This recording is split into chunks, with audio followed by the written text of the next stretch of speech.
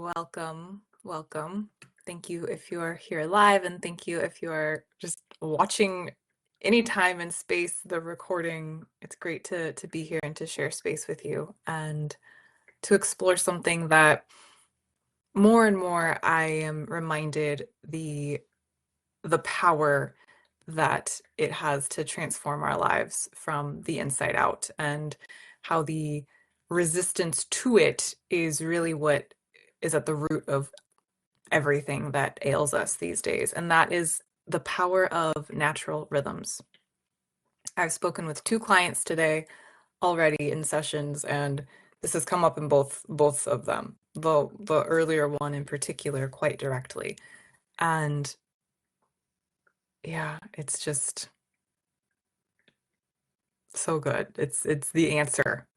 And yet, when we live in this world that we find ourselves in that glorifies hustle and busyness and constant output, it's really easy to get off track, to lose that natural rhythm. And the results speak for themselves. I mean, if we just take a look around, we see so many of us feel disconnected and depleted and sick. And so when we look at things like the big three, as we call them in the InnerSpark method, of trauma and societal expectations and those dysfunctional norms of modern living,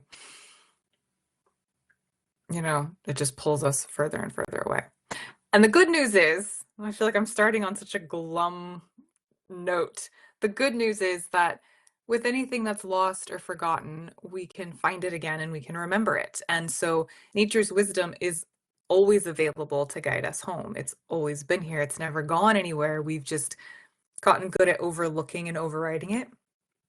But as we start to realize that that's not actually working and that we are sick, we see that like it's not working. So we're going to dive in today into how aligning with these rhythms, realigning with these rhythms in intentional ways can be the key to sustainable healing and thriving for life. I'm going to particularly talk about trauma today. So if that's something that you're interested in, stick with me. And if you want more of just the basic rhythms, we're going to talk about that as well. And I also have plenty of other resources that just kind of go into that specifically. But just a little heads up, that's what we're going to explore more directly today. So I am Devon, for those that don't know or would like a reminder. Hello. And I am an integrative health expert, an Ayurvedic health advisor, and a holistic life coach. And my true passion is guiding folks on their journeys of healing and self-discovery with the wisdom of nature, so that they may learn how to take really good care of themselves and experience more resilience, vitality, and joy sustainably and naturally for life.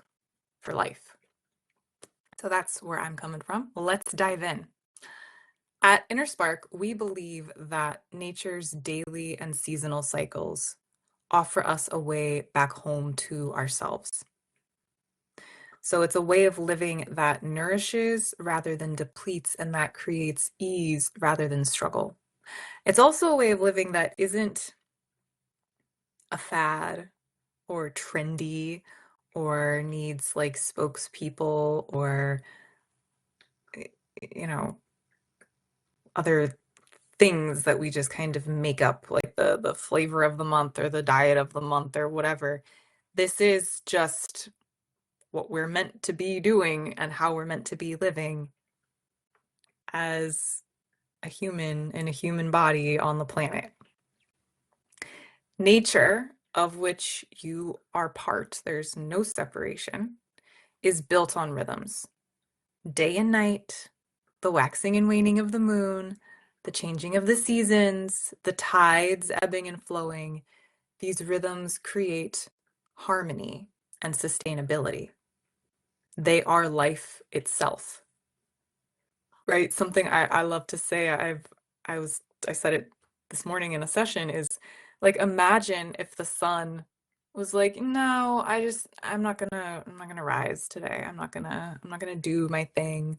If the moon just like stopped, I'm just, I don't want to, or I have to, I have to keep shining over here because these people need more of the more daylight for more productivity, or like I need to go over here and that's more important than these rhythms. It's like that would be catastrophic.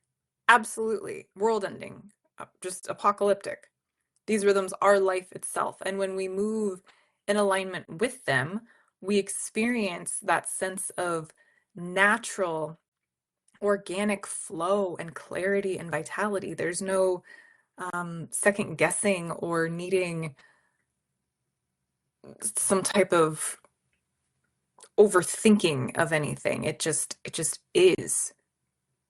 And when we resist this, whether by ignoring the natural sleep and wake cycles, pushing past our physical, emotional, or mental capacities, or disconnecting from the natural cycles of digestion and nourishment, that's the prime way to create stress, disease, and imbalance.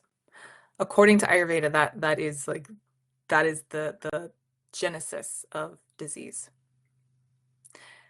And it can leave us really feeling scattered and exhausted and disconnected from our own sense of purpose and meaning. Can anyone relate to that? I know for much of my life, there really were no rhythms. It was just kind of chaotic and at whims and just, doing the things um, when we're in more of that kind of trying to get by or like survival mode. It's hard to have that rhythm, and that's when a lot of those feelings of scattered and exhaustion come up. And so if we've experienced trauma or have been conditioned to live in a state of striving or doing or survival, again, those rhythms kind of fall out the window.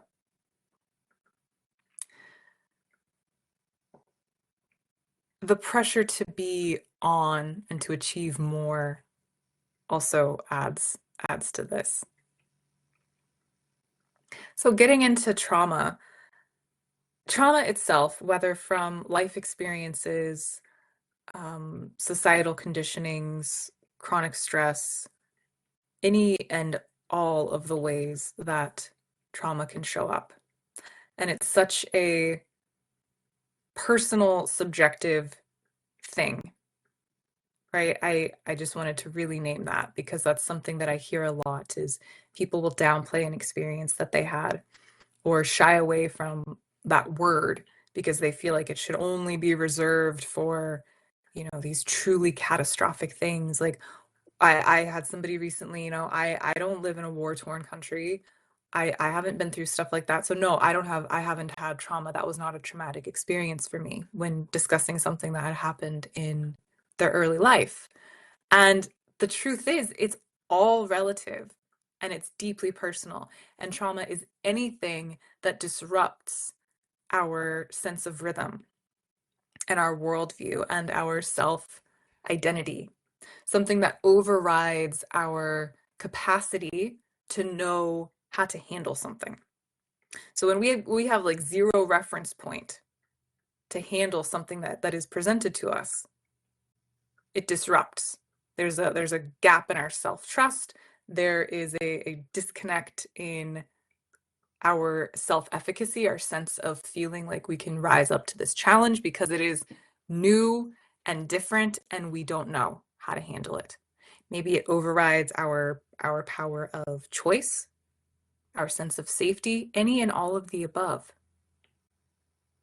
So trauma, back to rhythms, we can talk all about trauma at some other time, keeps us in a state of disruption until we come to a place where we can kind of heal and bridge and reestablish this kind of cohesion, this integration in ourselves. So there's a disruption. And then we're in this sense, this state of survival mode.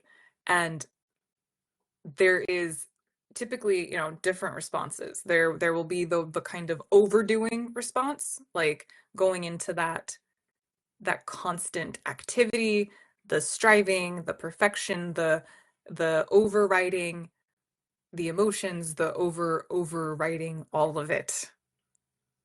And then there might be something on the other end of the spectrum that's a little bit more of the shutdown, the numb, right? But both of those lack rhythm.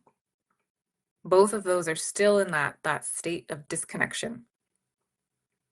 And it keeps us from experiencing those natural cycles. Most people who have these unprocessed traumas, and they also accumulate with time, right? With time and life. I like to use the analogy of like a bucket filling up with drops of water. Eventually, like if we're not really tending this bucket and being with who we are now as a result of what we've been through and really caring for and honoring our needs, like the bucket can start to overflow and it just takes like that one more little drop.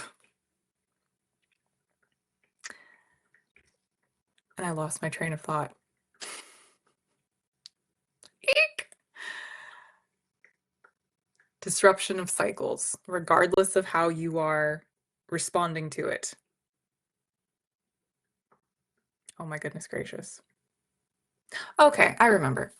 So most of us that have been through traumas and that have accumulated and we're not digesting them, we're not processing them, end up with a lot of sicknesses, a lot of symptoms.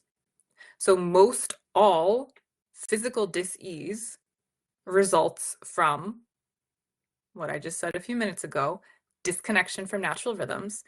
This disconnection from natural rhythms most often stems from a trauma of some kind. And again, if that word is hard for you because you feel like it should be reserved for the big stuff, we can use a word like challenges or unprocessed life events. So these beliefs that we're carrying that drive the way that we see ourselves, drive the way that we see the world, drive the way that we operate in the world, which most often are not in alignment with rhythms. And then that's how disease starts to show up. So seeing how like all these pieces really fit together. And this is disease of the body, the mind, the spirit, like all this is a very holistic view that we're taking. So like chronic fatigue and sleep disturbances, for example, emotional overwhelm or numbness, right? We talked about that, those kind of polarities that can show up. Feeling constantly on edge or stuck in patterns of overwork and avoidance. I was really good at that one until I couldn't do it anymore. And I burned out and my body was like, nope, you can't do this anymore. So let me know if this is resonating with you. Alicia, yes, yep.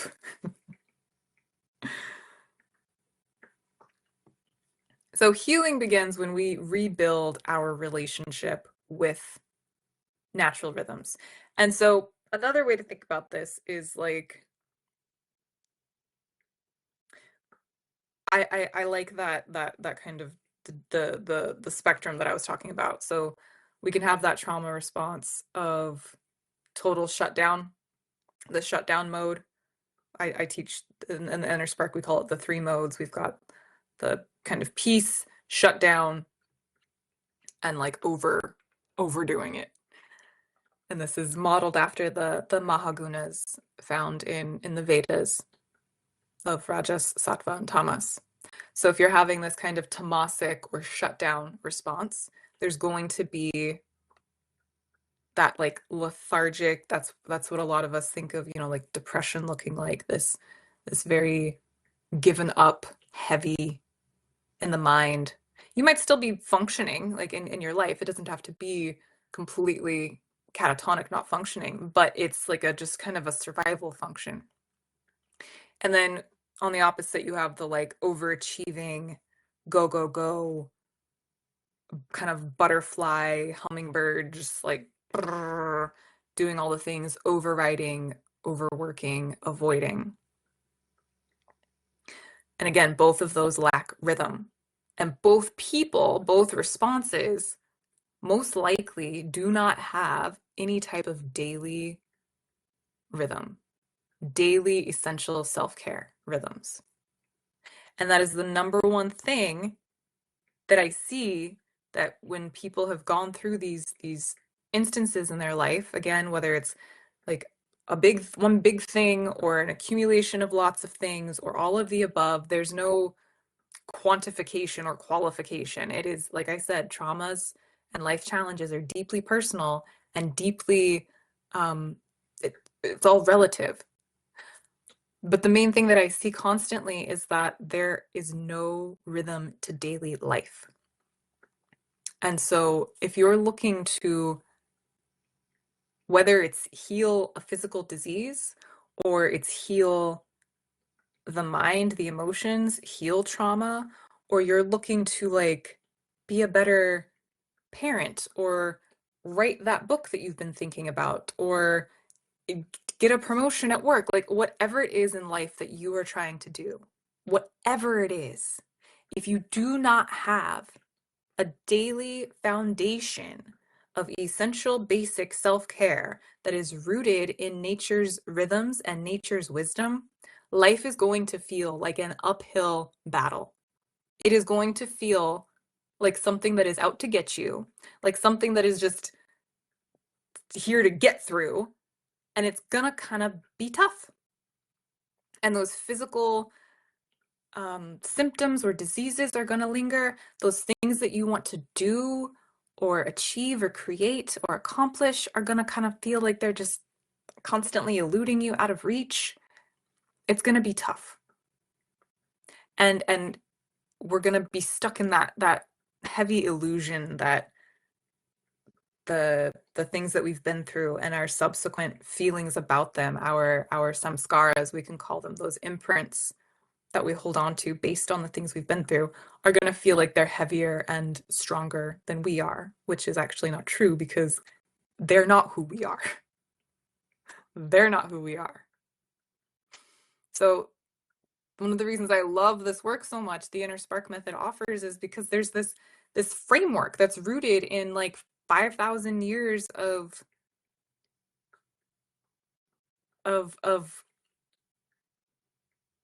stuff, right? Ayurveda is old. Nature's even older. These people just so graciously kind of codified and cataloged and observed, like, oh, this is kind of how life works, and the mind and the body and the spirit, and how it's all connected.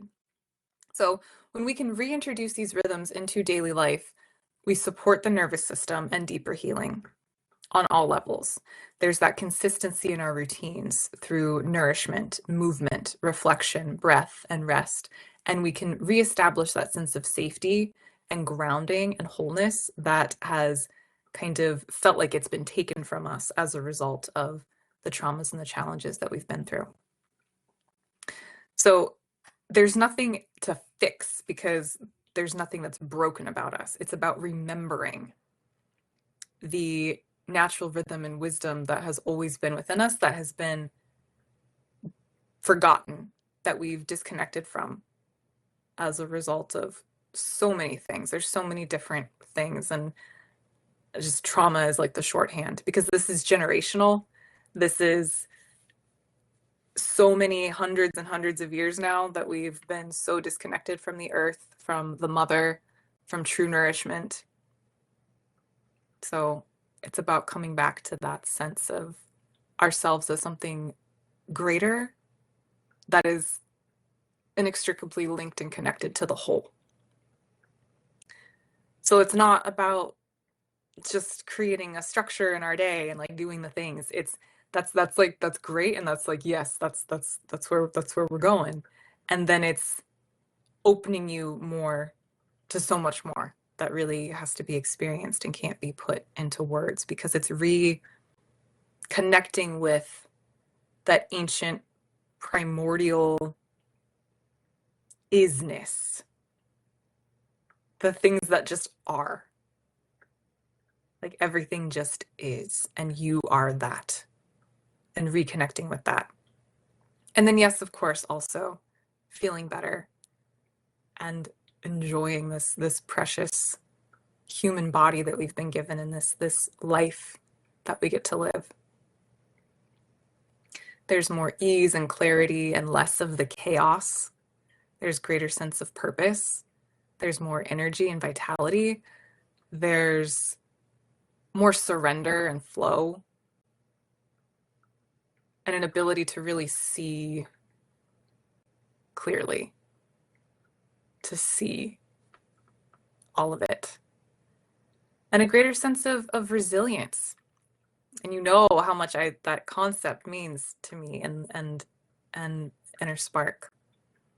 That sense of being able to really meet life and to flow with it and to be like, yes, I'm here, and whatever is dished up.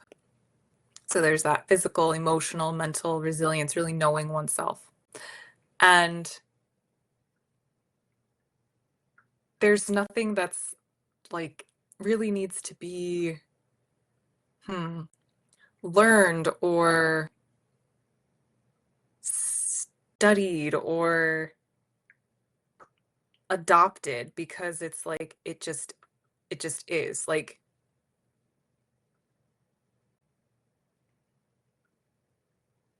I said, we have everything that's around us that are natural rhythms, the seasons, the sun, the moon, hunger, fullness, in breath, out breath, sleeping, waking.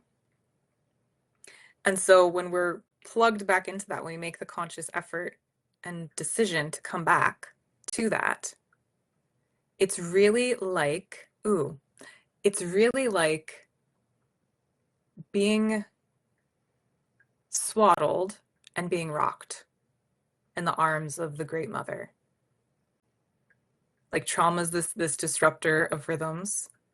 And then when we are like, okay, the ways that I'm doing it isn't working, and I want to come back to what is real and what is natural and what is true, she's like been waiting, and it's like, all right, cool, you're done tantruming and ignoring me. And now I'm going to bundle you up and rock you, put you back into this cosmic rhythm, the cosmic rocking. So if like all of this is just, you're like, dude, this is too much for me. Sorry, not sorry. I'm taking it there today. I have plenty of other stuff that's a little bit maybe a different approach. I'm offering a different perspective today. So yeah, it's not about adding things to your to-do list. It's about honestly like letting it all go and just creating space for what already exists within you and letting that come alive again and letting the healing take place. The greatest things happen when we stop trying to make them happen. And so with things like a simple daily practice and honoring the rhythms of your body through those 5 things that we teach and talk about: whole foods, nourishing movement, intentional breath work, deep rest, and self-reflection, you really create the conditions for deep healing and thriving, and to feel that cosmic rocking again. Okay. So I think we will close it there for today. Just one last thing, aligning with nature's rhythms is not some luxury. It's not some thing that is only available to the people that, people other than you, right? That's like the story I used to have. Like, oh, well, other people who aren't me can have this ease and this peace. And it's simply not true, because it's your birthright as a human being on the planet. So it's not a luxury. It's a way of being from the inside. It's a way of honoring life, all of life, and really a key to long-lasting well-being and resilience that isn't just about you and your life, but it also ripples out and is a beacon and radiates to the collective. So it's for you, it's for all of us, and it really does start with these simple, foundational, basic things, period. So I invite you to reflect, where in your life do you feel most out of sync? What would it feel like to experience more flow and ease?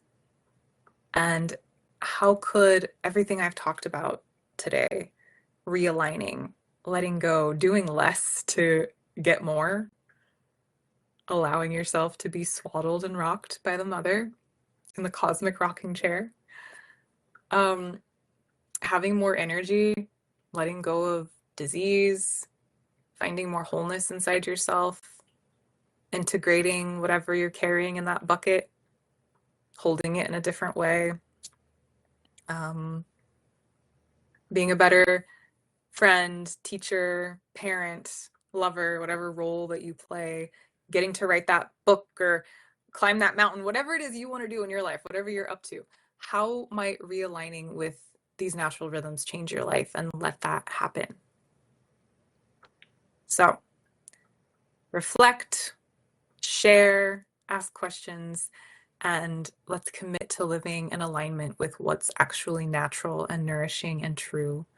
And if this resonates with you and you're ready to go deeper, I invite you to explore the InnerSpark method, Everyday Rhythms, where we take these concepts and bring them to life in practical, sustainable, deeply nourishing ways. And you can learn more at theinnersparkmethod.com/everydayrhythms.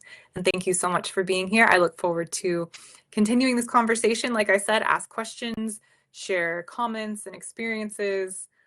I am here. Gary says this is resonating and painting a very clear picture. Alicia, thank you. You're